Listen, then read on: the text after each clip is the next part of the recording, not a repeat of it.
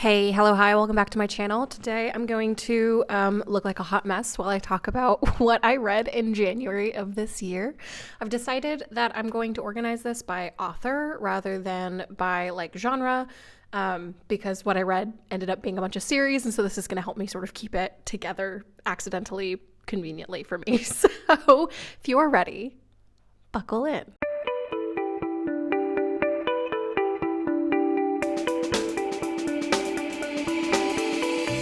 Okay, so the first book that I'm going to be talking about is a book that I actually started in 2025. I originally started it in like November, and then I realized really quickly that it was an inappropriate book to read at work. And so I decided that I was going to read it at home, and then it just sort of got shelved for a minute, and I didn't touch it until like the end of December, which meant that I didn't finish it until January. And that book is A Fate Inked in Blood by Danielle L. Jensen. It is a Norse romantasy, so romantasy, but romance fantasy, but it's got like Norse mythos as its like basis, right? You are following Freya, who is a fish wife of a guy who is just a terrible human being. Anyway, he has been sworn to serve this particular Jarl, and so the Jarl is coming into town to like call up men to arms, and actually, psych, he's there for her because she has god blood in her, not a Norse mythology if there's no gods doing it with humans, I guess. Anyway, so she has the power to like protect herself. I can't remember what her god mom is, but anyway, and the reason why he's there for her is not necessarily because she has this power, like his son has this power too, just from a different god. It's because she has been prophesized as that her magic would unite the fractured nation of Skaland beneath the one who controls the Shield Maiden's fate, and he wants to control that fate. She naturally does not fall for this Jarl. She falls for somebody else entirely. And like a thing that makes her sort of unique is that she is unfated, so her like life story has not already been woven, and in fact she impacts the life threads of everyone around her instead. And so that means that she has the ability to change fate, which is like an ongoing theme. It was fine. It was not amazing. I enjoyed it enough, but almost exclusively because of how it ended rather than the like story as a whole. The writing was fine. It just wasn't amazing. I felt a little bit like it was suffering from the I got my extension request denied pacing problems that I see with romantasy more often than I seem to see in other genres. That's fine. I also didn't super love that the like love interest development went from this like super good like simmering slow burn, in my opinion, to like 100%. Really, it just went from like, oh, we are on a slow and steady sideswipe. This is taking too long. It's kind of what the vibe I got, which is fine, whatever. I didn't super love that. And then the other thing I didn't super love was the overuse of the word arse. I don't think that Danielle Jensen is British. I could be wrong, and feel free to call me out if I am, but it just was jarring. It was weird, and I don't know why that choice was made. But like the very, very end, I thought was awesome. I thought it like really hooked me. It's the entire reason why I ended up reading the second book.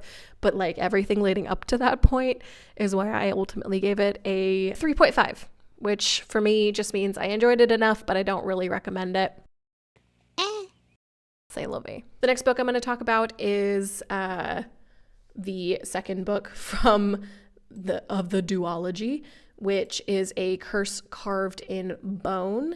This one I thought was a little bit stronger than the first installment. I enjoyed it a whole lot more. I think I was engaged for a larger percentage of it. I wasn't having to be like, just get through it. I really, really appreciated. There were two like really big reveals, and the first one I was like, ooh.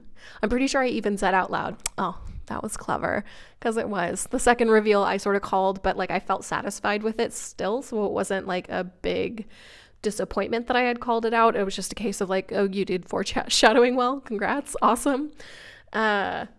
I also really liked the cast of characters a lot more in the second book. The Unfaded in general were just more fun, I think, than the primary cast that you saw in the first one.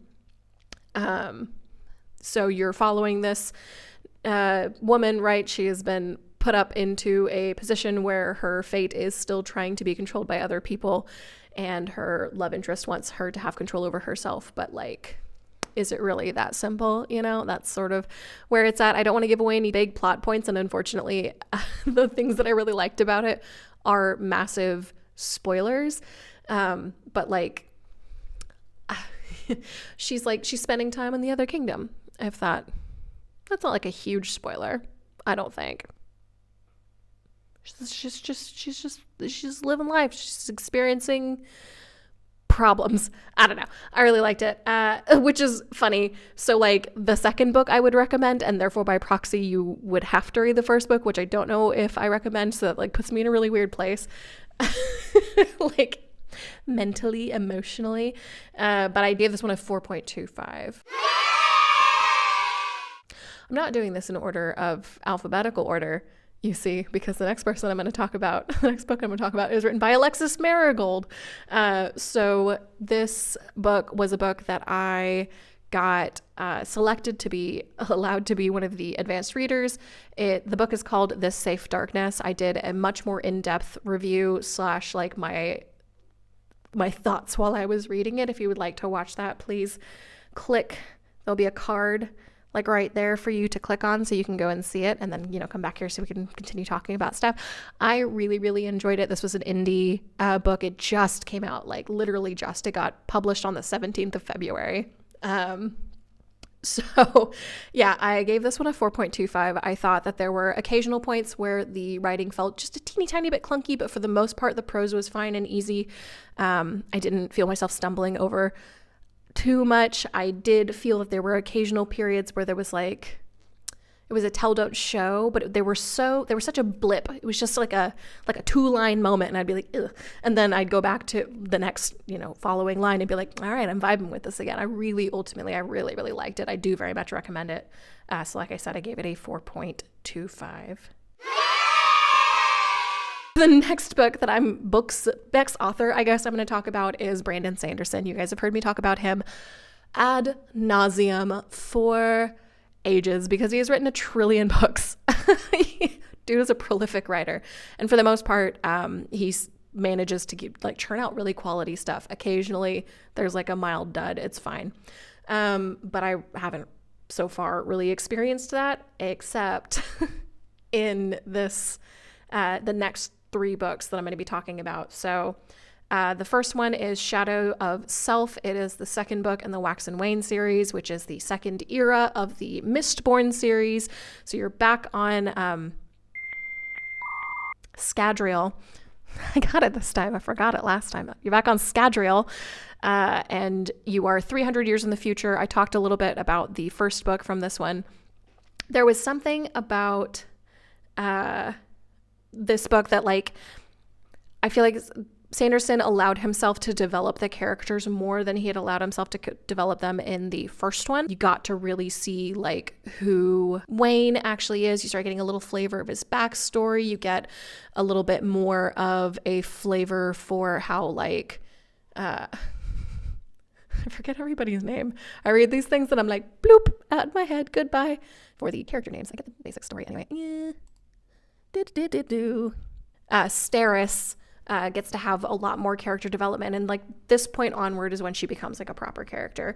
And the previous one, she was more of a plot device, which is fine, whatever. Marasi also gets to be a little bit more herself. I know that a big like complaint people have for this particular era is that Marasi feels a little bit two-dimensional, and I disagree. I think that she is fun and she has her own problems, but she is naturally being outshone by Wax, like the main character. Wow, who would have thought that the main character would be more developed than a side character? Even though we like her, she is a part of like the original trio, but like not really.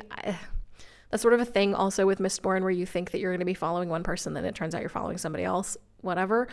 And this is also when you get to meet Milan, who I think is my favorite character in this era. She is a lot of fun. There's a lot of good banter, in my opinion. I gave this one a 4.25. The next book I'll talk about is The Bands of Mourning. This is the third book in Wax and Wane, sixth book in the overall Mistborn era stuff, which, by the way, you don't necessarily need to read Era 1, but if you do read Era 2 before you read Era 1, you will spoil some stuff for you. Because there is lore, because the stuff that happened in Era 1 was 300 years in the past and therefore has influenced the society, and they talk about it. And, you know, you might spoil some stuff for yourself, but, like, at the same time, nah, whatever. Choose your own adventure. It's sort of the fun of Cosmere. Unfortunately, I gave The Shadows of Self kind of a harsh rating. I think I gave it like a 3.25. I was not... 3.75. Okay, not as bad. I was just not vibing with it. I liked the like other peoples that we interact with in this one. The climax was fine. It just didn't have that much of a wapow, and the reveals, I feel like the entire second era, the reveals just don't hold the same like oomph that the reveals in the first era did. And I don't know if that's a case of me just becoming more and more accustomed to how Brandon Sanderson writes and therefore can predict things with better fidelity. But if you've listened to my other reviews, you'll find that I'm typically like a 1 for 20 in my predictions. And this one I was like, 10 for 10. I was guessing all of them, and it wasn't as much fun for me. I think that's fine. It just wasn't as wow. The impact just like wasn't there for me. Yeah. And I did mention in my review on Goodreads and therefore on Fable that there is a chance that I was sort of setting myself up for failure because I had just finished reading the Stormlight Archives, which is like super, there's just, it's heavy. It's a big epic fantasy, right? And so is Mistborn kinda, except for Mistborn is more geared, in my opinion, to a younger audience. And I was missing that complexity, I think, going into this, which, it's fine. Whatever. I enjoyed it. I was really satisfied with a particular like character relationship development that happened in this book, but like ultimately it just fell kind of flat for me. And so that's why I gave it a 3.75. And then the next book is The Lost Metal. This is the last book in the Wax and Wane series, and the last book so far of what has been published in the Mistborn series, full stop. We're expecting Era 3 at some point. I don't know. This one I gave a 4 point...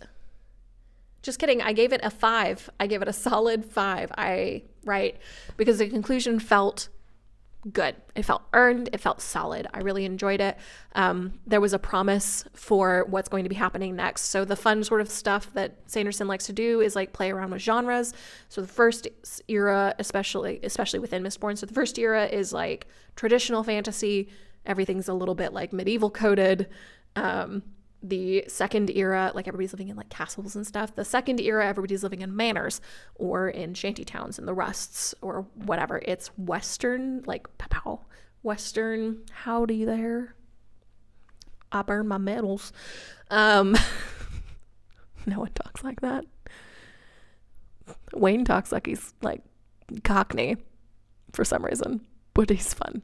The guy I listened to every Brandon Sanderson book that I mentioned in this one, I listened to. I didn't read.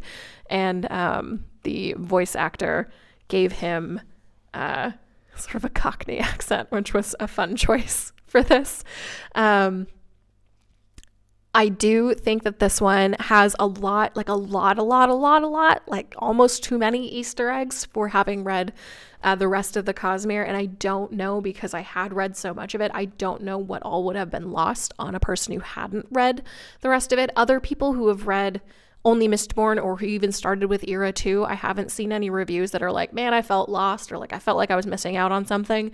The kind of like beauty of the Cosmere is that if you read one thing out of order, it'll just be revealed later and you'll just have the Easter egg moment, but later, like at a different point, instead of being like, yes, I know the entire backstory of this particular character, it'll be like, oh my God, I heard this character name before and now I'm learning their backstory. So it's still fun either way, like whatever.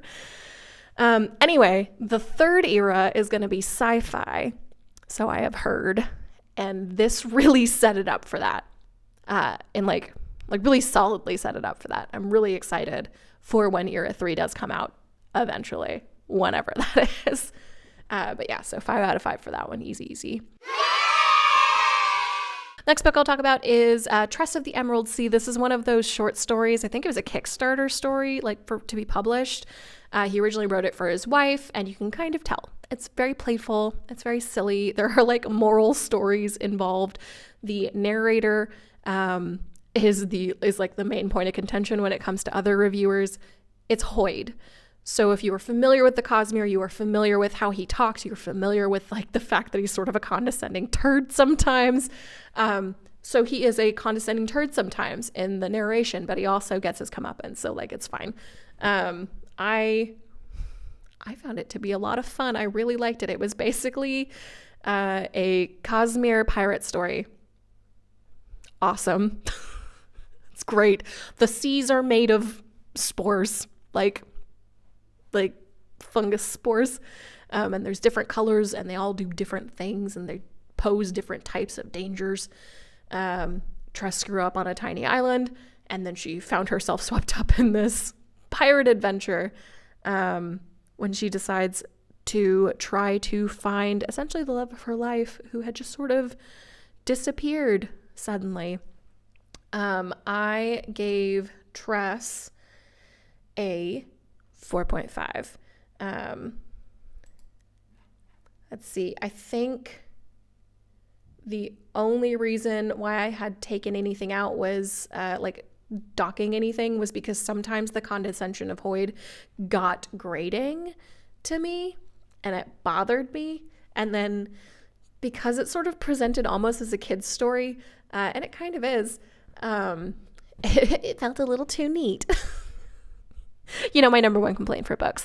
But I enjoyed it. I thought it was cute. It was very cozy. It was a good little cozy read. So if you want a cozy little magical pirate adventure read, go for it. It's fun. It was cute. Mwah. And then to like totally change vibes, the last Brandon Sanderson book I'm going to talk about is Shadows for Silence in the Forest of Hell.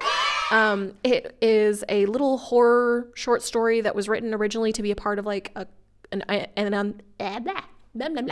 anthology that was, I think, being put together by Stephen King, if that gives you an idea of like the type of vibe we're going for. It's like spooky and kind of uncomfortable and like borderline thriller, but like it's you know, short stories. I like Stephen King short stories. I read a bunch of them as a kid. And so this appealed to me, but like it's magical too because it's Brandon Sanderson. Duh. I was not prepared for how gritty and grisly it was going to be because, I don't know, it's Brandon Sanderson, and the fact that I had followed this, like this is what I followed Tress up with. It was just like, for genre switching. I don't know, but it was really, really fun. I liked Silence, the main character, a lot. She is put in a position where she has to do what it takes to ensure that she's able to pay her taxes for her like inn that she owns and runs, which is on the border of this forest that is like haunted essentially by shades, except for if you interact with a shade, if you touch a shade, if you piss them off, they'll like suck your essence out. And she does some grisly shit to like keep her daughter and keep her world, her way of life, like okay. And things go wrong. That's the best way to describe it. Yeah, I really enjoyed it. I thought it was a good little contained story. It was a short story, so there wasn't a lot of like character development, but that's okay. I think that's totally permissible in a short story. And I gave this one a 4.25. I think it's just because I wanted more. But like at the same time, I don't think that it should be longer than it is. I thought it was, I'm a little conflicted, but I gave it a 4.25. Okay, the next author I'll talk about, I only read one of them in the month of January, is Josiah Bancroft. He wrote he's written other things, but he also wrote the Book of Babel like series. And I read the first book, Senlin's Ascends, which is a 4-part story. It's like steampunk adventure which is like a genre that I forgot how much I love as a concept. I was so into steampunk in like high school and early college, as everybody else was. It was very in vogue in that time. And it was just, I don't know, it was just like a nice little throwback. The main character, Senlin, is a headmaster in this like teeny tiny seaside town that he like grew up and lived in. And he has basically dedicated his entire life to studying and becoming an expert on the Tower of Babel. And that's like his number one goal, is to go there because it's supposed to be like the epicenter of research and wealth and knowledge and whatever. And so he takes his new wife, because they're on their honeymoon. He takes his new wife to Babel. Their plan is to go and spend their times on the third ringdom, which are the ring kingdoms that make up the tower, which is the baths. And it's like a spa kingdom. It's supposed to be very nice. Anyway, they are out at an outside bazaar and poof, she disappears. He turns away, gets distracted by like a cart or whatever, and then she's gone. And he has to find her. And this is a problem. This is like endemic to Babel. People disappear. And he has to enter the tower to try and find her. And it is very quickly shown that absolutely everything he's ever studied up to this point has been woefully wrong. He is incredibly unprepared. But he is so optimistic. He's so optimistic that you find yourself rooting for him while also like shaking your fist at being like, dude, look at the reality around you. He is a little bit frustrating, but also super endearing. Whatever. The series becomes progressively more like wild, and you end up on another like pirate adventure essentially, but not in the first book. The first book, you're just making your way through Babel, and the descriptions are amazing. It was the way it's presented is so much fun. I really, really enjoyed it. I read it for a book club read on Discord, and I gave it a solid 5 out of 5. Like, I loved that book. Okay, the next book is another single author entry, Maggie O'Farrell's Hamnet. I read it because I was at the airport and I saw it, and I had heard my friend from work had been talking about it, and I was like, oh, it's that book. So I went and I picked it up. Didn't realize it was being turned into a movie because I live under a rock. It's a movie now. Haven't watched it yet. So yeah, I started reading it on the 3rd of January, got 12 pages in, put it down, and didn't touch it again until like the 22nd of January. I don't know why. And then I read it in one sitting. I think it's because I had been told it was going to be sad, and like I wasn't prepared for a sad book. And then all of a sudden I was like, I'm in the mood for a sad book. I read several sad books in a row. This is one of them. But while I was reading it, I kept trying to figure out like what about this is so sad. Like we know the story of Hamlet, like how it came to be. We know the basics of Shakespeare's life, but you know, you're following his wife, Annie, I think. Let me go check before I make a announcement of myself. 1 moment, please. Agnes, Annie. You're following Agnes and her children, and mostly their like relationship, like how it developed and how they came to be a couple. A thing that I liked about it is the fact that Shakespeare is never referred to as Shakespeare. He's only ever called the author or the poet or the artist, which I think was nice. Going in that Hamnet dies. Like, that's page 1. They tell you, if you didn't know, that is the inspiration for Hamlet. It was this child, Hamnet, who died. And so I was just like, I don't know. I just wasn't feeling sad. And then the very, very, very, very end, literally the last line destroyed me. Was not prepared. I don't know why. I was a blubbering mess. I loved it. I thought it was really, really good. I really loved the immersive feeling. I didn't feel like I was muddling through anything. I was just there. I was there. It was so vivid. It was so good. It was so goddamn good. I really, really liked it. So that one was a very easy 5 out of 5 read for me, like so far on my top reads for 2026. I know I'm only in now March, but like still, I'm thinking about doing a bracket. I don't know what you guys think. Maybe I'll do that. Anyway, I dreamt about it last night. I dreamt about doing a bracket. That's how cool my dreams are. The next book I'll talk about is by Matt Dinniman. It is Dungeon Crawler Carl. It is the book that hit viral popularity last year, and I like put it off, and then I put it on my Libby, and it was like, you've got a 14-week wait, and I was like, all right, whatever. And then I gotta skip the line. Hell yeah. And so I started reading it, and then I was addicted. I am absolutely the target audience for this book. There's lots of pop culture references. Fine, whatever. I can live without those. I know that some people like really don't like that in a book, but it didn't feel overwhelming. The characters are genuinely very funny. The writing is very punchy. It's a lot of fun. The basic concept, if you haven't heard, the basic concept of this story is that Earth was put under contract, and they didn't know.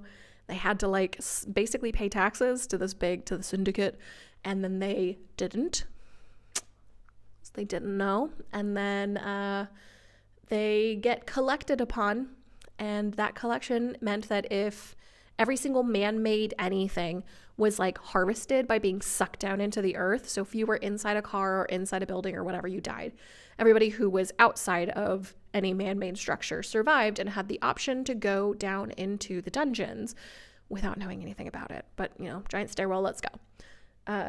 And when they go down into the dungeon, they are automatically entered into the Dungeon Crawler World TV show video game thing. And if you've ever played like Dungeons and Dragons or World of Warcraft or any of those like big RPG games, that is what they are now in, except for real, and they can and will die.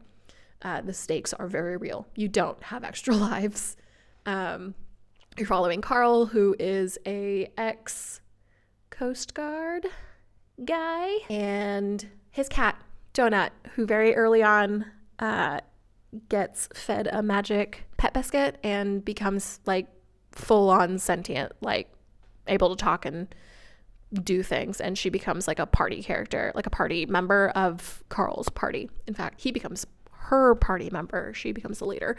And I love Donut so much. She is so fucking funny. She is very cat-like. Matt, I think, probably owns cats. I was just like, man, you really got that like attitude, decision-making, lack of decision-making thing that cats have down pat. I don't know. It's so fun, and it's like surprisingly kind of emotional.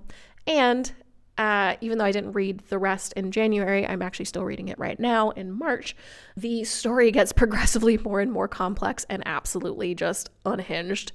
I fucking love it. It's such a good series. So yeah, unsurprisingly, I gave it a 5 out of 5. Okay, and then the very last book that I'm going to talk about is Sarah J Maas, Kingdom of Ash. This is the last book in the Throne of Glass series. It's another one of those books that I started at the beginning of January, and then I just like didn't touch it until near the end, and I didn't finish it until near the end. And that is mostly because I think I wasn't ready for the story to be over. I just like emotionally wasn't ready. I'd been reading it for months at this point, and I was very heavily invested, and like I get this like I don't like when things end. I know I'm not alone. Don't judge me. Yeah, it was fine. It wasn't perfect, but I mean, that's safe to say about any Sarah J Maas book, let's be real. But it was fun. It was good. And you know what? The queen finally figured out how an epilogue works.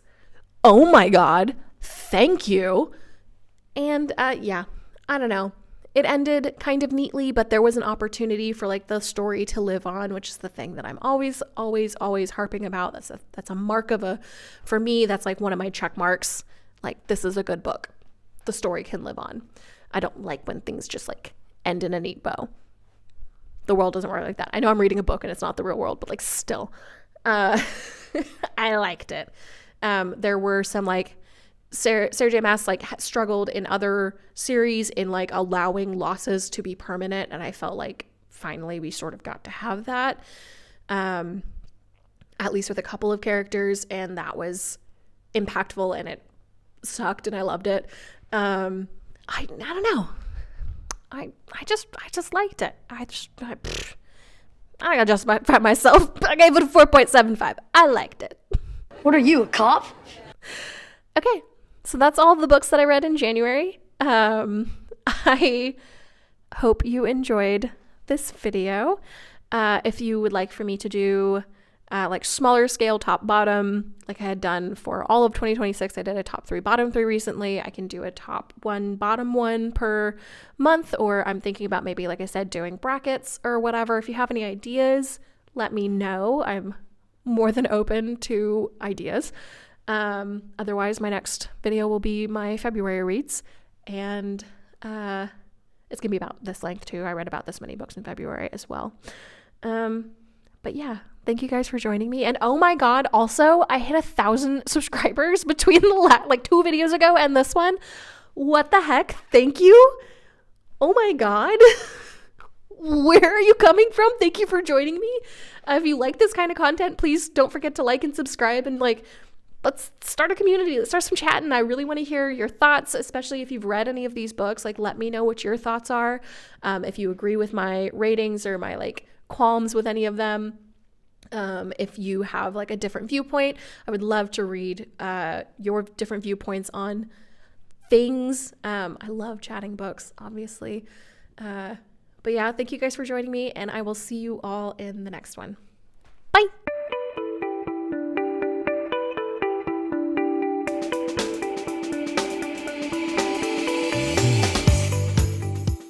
Sorry, I'm trying to pull up my own review. Go. Why did I organize it like this? Okay.